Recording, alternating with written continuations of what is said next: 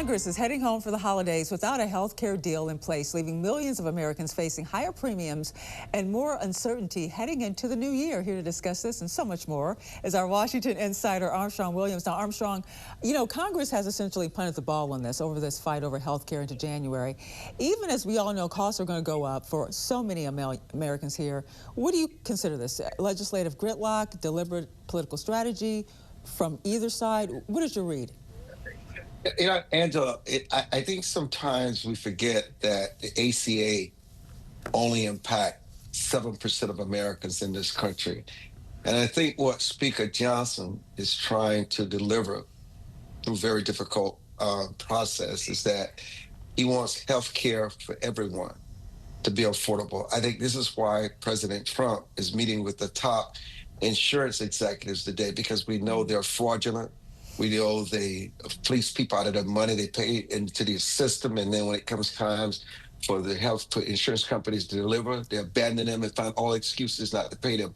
So I think there's a lot that's going on here. But the bottom line is the ACA expired. Even if we extended it to the millions of Americans, it doesn't solve the health care crisis that all Americans face today. Well, what do you think of some Republicans in some ways kind of breaking ranks with Speaker Johnson on this and the vote, even joining with Democrats for the votes? He tried to does it say anything about his grip on the gravel? Is that in jeopardy, or is this just kind of like the reality when you have this raise? Well, Angela, he made some very devastating miscalculations this year. Congress recessing for 2 months, giving Democrats the edge on dominating the agenda and setting the narrative for health care and all these other issues, not fighting for legislative issues to make sure that the things that they're fighting for gets the attention and gets passed, rallying the troops. And so Speaker Johnson's issues has more to do with leadership, and sometimes they perceive him as not being strong enough and not being respectful enough to coalesce people together. So what is happening now is because there's chinks in his armor. People are abandoning him, and they're doing it publicly. They're not trying to do it in privacy anymore. He has a leadership crisis. You know, the one thing that was big over the weekend, Turning Point USA held their annual America Fest conference this weekend in Phoenix. The first since, of course, the assassination of founder Charlie Kirk. His widow, Erica Kirk, has taken up the leadership, as we all know, since her husband's death, and has been in the news this week following a meeting between her and host Candace Owens, which has become a whole big thing here. What do you think in terms of the meeting, what came out of it, and this whole situation with these theories regarding her husband's death? You know, I think Mrs. Kirk is trying to find her voice. She did not ask for this. She was thrust into this position. And when you invite at a conference this weekend, Nick Fontes and Candace Owens, Tucker Carlson, Megyn Kelly, and Ben Shapiro, who started out with them backstage condemning their racism and their bigotry.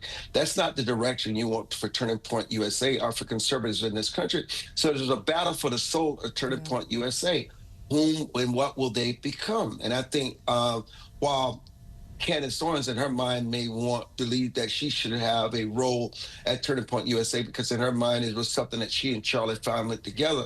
I mean, when you run around talking about that the First Lady of France is a man, and you're facing a lawsuit from the president of France himself, I mean, you ask about what are you thinking? I mean, you want to be taken seriously. You know, I have a lot of respect for Candace Owens, what she's been able to do, but I mean, you cannot get in this fringe space and where people are not taking you serious. So Erica Kirk has a lot to contend with right now. And Turning Point USA, Angela's trying to find their identity. I just want to real quick get your thoughts on the whole Kennedy Center thing and renaming it. Outrageous. You know, all the good that the president does. I mean, he seems he won a Nobel Peace Prize. I don't know why the president feels he's so insecure. And no matter what he does fulfills him, he becomes even more emptier.